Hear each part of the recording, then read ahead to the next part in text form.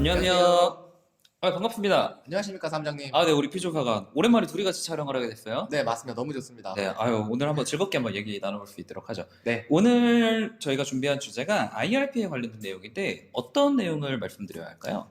오늘 제가 준비한 내용은 요즘에 증권사마다 다이렉트 IRP라고 해서 수수료도 무료, 무엇도 무료 이렇게 많이 홍보를 하는데 막상 내가 연금 받을 때 보니까 세금을 많이 뗀다는 의뢰가 들어왔습니다.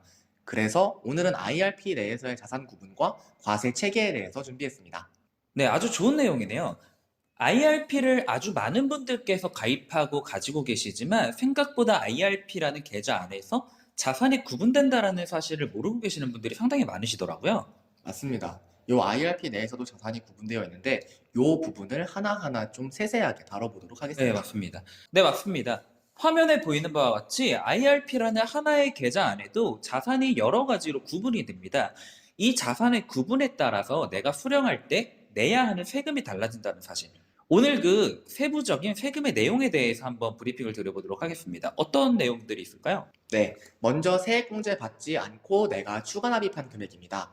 연금저축은 연간 400만 원, IRP는 300만 원까지 세액공제가 가능한데 요 부분을 초과해서 내가 넣은 금액이 바로 1번에 해당되겠습니다.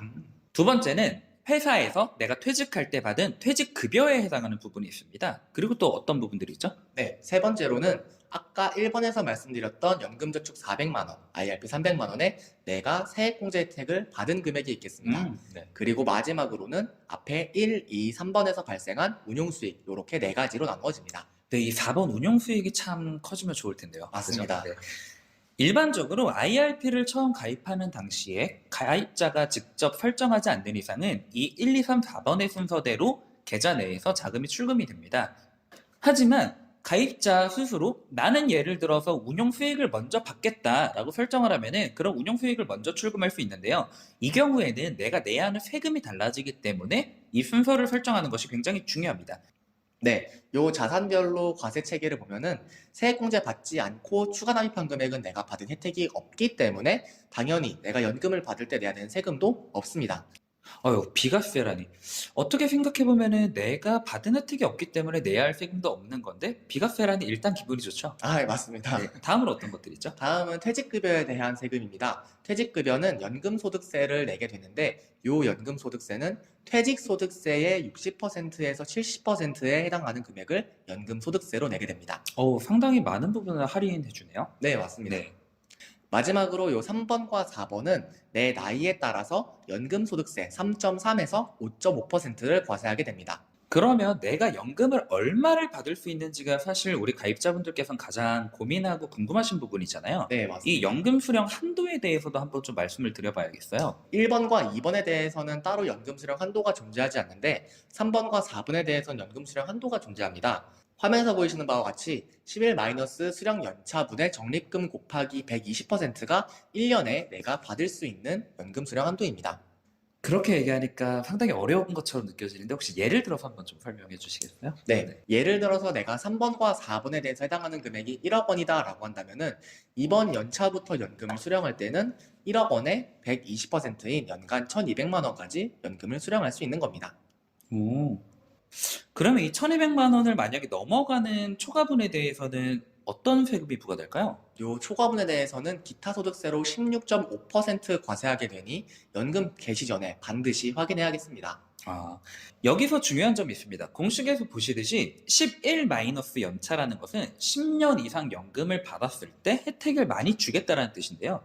그럼 이 짧다면 짧고 길다면 긴 10년이라는 기간을 채우기 위해서는 단돈 10,000원이라도 최대한 빨리 연금 개시를 하는 게 중요하다는 거겠죠? 맞습니다. 네. 그러면 예를 들어서 한번 설명을 해볼까요? 네, 60세 홍길동 씨의 사례를 한번 가져왔습니다.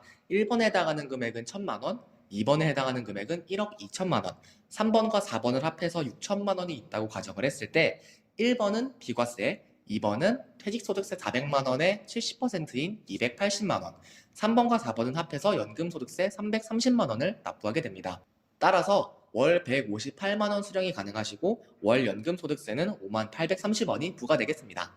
하지만 이 2번에 해당하는 부분이 상당히 중요한데요. 방금은 연금으로 수령받았을 경우이지만 한 번에 인출했을 경우에는 퇴직소득세에 해당하는 100% 400만 원을 모두 내야 한다는 거죠.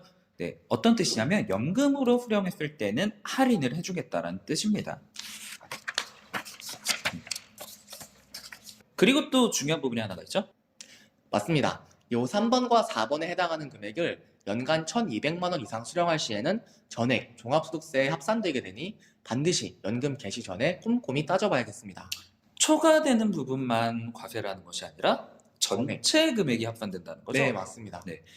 퇴직 후에도 이제 소득이 있으신 분들께서는 종합소득세를 내실 때 이런 부분들을 많이 고려하셔야겠습니다. 그리고 이런 얘기들 많이 들어보셨을 거예요. 내가 연금소득이 발생하면은 건강보험료가 올라간다. 네, 그런 문의들도 많이 들어오고 있습니다. 네, 이 부분에 대해서 저희가 하나 짚어드릴 부분이 있습니다. 예를 들어서 보시는 바와 같이 국민연금이나 공무원연금 같은 공적연금의 경우에는 건강보험료의 연금소득에 반영이 됩니다. 하지만 저희가 지금 말씀드리는 퇴직연금이나 개인연금저축 같은 사적연금의 경우에는 이런 건강보험료에 반영이 되지 않습니다. 맞습니다. 또한 연간 수령한도 1,200만 원이 너무 적다고 생각하시는 분들이 많은데 2013년 이전에는 연간 600만 원이 한도였습니다. 그리고 2013년 이후에는 1,200만 원으로 상향되었죠. 앞으로 경제활동이 어떻게 변하느냐에 따라서 이 수령 한도는 변경될 여지가 있습니다. 네, 원래 경제 상황에 따라서 법은 따라가게 되어 있습니다. 하지만 그 시기에 닥쳐서 준비하는 것은 너무 늦기 때문에 지금부터 미리미리 준비하시는 것이 좋겠습니다. 오늘은 IRP 계좌 내의 자산 구분과 세금 체계에 대해서 알아봤는데요. 굉장히 유익한 시간이었습니다. 네, 사무장님과 함께해서 너무 좋았습니다. 별 말씀을. 네. 그럼 인사드리고 마무리하겠습니다. 이상 돈탐정사무소였습니다. 감사합니다.